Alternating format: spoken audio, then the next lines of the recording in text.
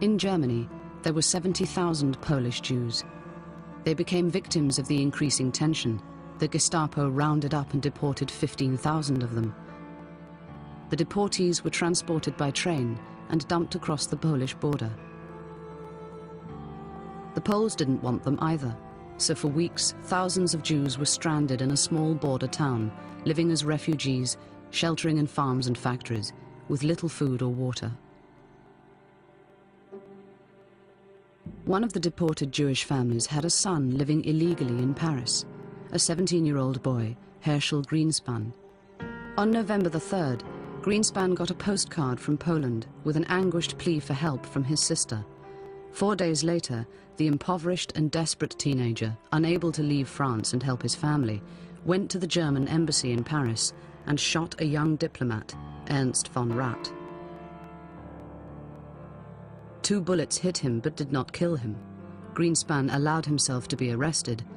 A day later, the teenager made an eloquent plea. "I was not motivated by hatred, but by love for my father and my people, who have endured unbearable suffering," he said. "To be Jewish is not a crime. We are not animals. The Jewish people have a right to live."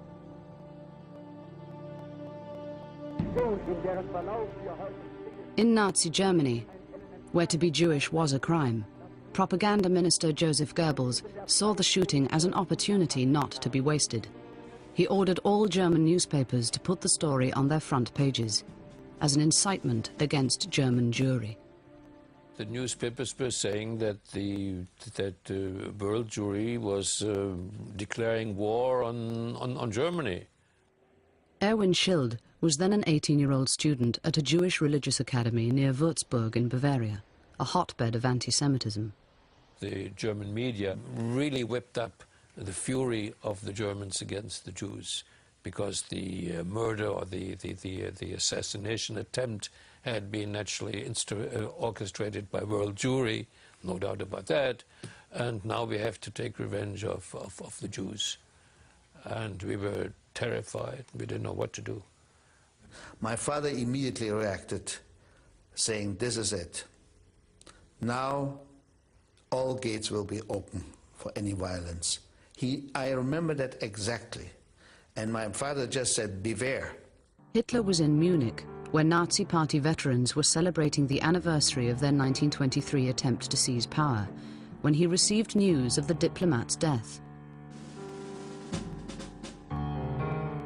It was an opportunity for action.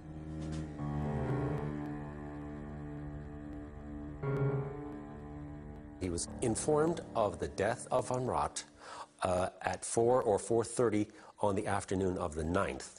He later has some conversations with Joseph Goebbels in private. They work out exactly what's going to happen next. Hitler makes it clear that he has authorized this. He wants this to happen. Hitler left it to Goebbels to incite the stormtroopers. At 10 p.m., Goebbels announced the diplomat's death. In a wild tirade, "Comrades, we cannot allow this attack to go unchallenged," he proclaimed. "Together, we must plan what is to be our answer to Jewish murder." With these words, Goebbels set in motion the first major pogrom in Germany since the Middle Ages. As the meeting broke up, Nazi officials relayed instructions to party units all over Germany. The official instructions were precise: to attack Jewish synagogues and businesses, but not to loot, not to mistreat Jews physically, and not to harm foreign Jews. The whole operation was to be carried out in plain clothes to conceal official Nazi Party involvement. At midnight at the Würzburg seminary, where Erwin Schild was a student, a mob arrived. We heard steps, loud footsteps on the steps, smashing of glass outside in the corridors, and then the door burst open, and a horde of men with pickaxes and spades and hammers and similar instruments barged into the room. We jumped out of bed, we stood there helpless, and I thought they were coming to kill us. That's what it really looked like. And then they began smashing everything that could be smashed. They really demolished, but they didn't touch us.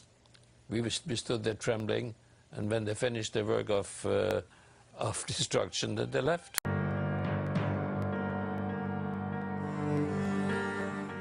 By 2 o'clock on the morning of November the 10th, the pogrom was underway.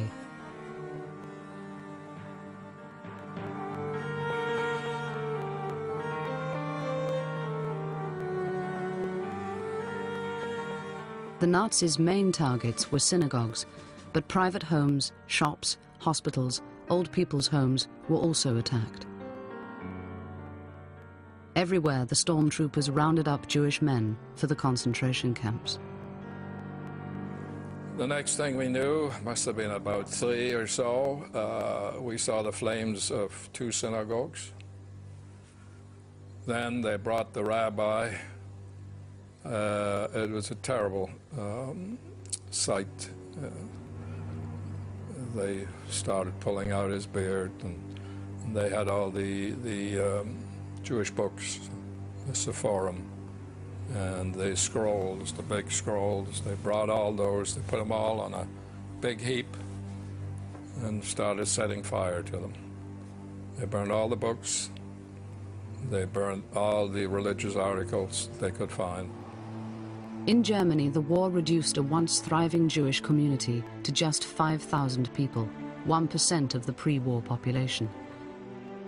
It took decades before a small number of synagogues were restored as historic sites and to serve Germany's tiny present-day Jewish community. Although most contemporary Germans deplore the horrors of the Third Reich, the country has an active neo-Nazi movement, and armed guards are posted outside synagogues to ward off attacks. Helmut Stern, who found refuge with his family in wartime Manchuria, later returned to Germany in 1955 to pursue a career as a violinist. Racism, it happens in other countries too. It happens. But in Germany, it's a particular case of horror because of the responsibility that is being felt by many people here. But not enough, maybe. Not enough. Lay down your arms, let time heal every wound, and join the human family.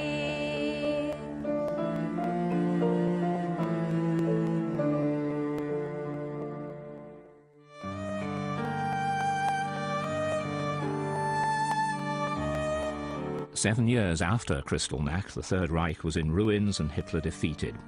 After the break, more of the momentous last days of World War II are recalled, including the defeat of the Japanese army in Indochina. Then at 6 o'clock, the war at sea is graphically reflected with rare colour footage of new technology that came on board as sailors faced combat like never before, including the threat posed by the U-boats.